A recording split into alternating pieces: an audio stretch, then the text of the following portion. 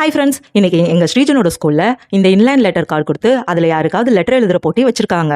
இந்த இன்லைன் லெட்டரை பார்த்ததும் எனக்கு என்னோட ஸ்கூல் டேஸ் ஞாபகம் வந்துருச்சு. நான் ஸ்கூல் படிக்கும்போது இந்த இன்லைன் லெட்டர் 3000 ரூபான்னு நினைக்கிறேன். அதை ஸ்கூலில் வாங்கிட்டு வர சொன்னாங்கன்னு வீட்டில் போய் காசு கேட்டால் நம்மளை நம்பி ஒரு 3000 ரூபாய் கூட தரமாட்டாங்க.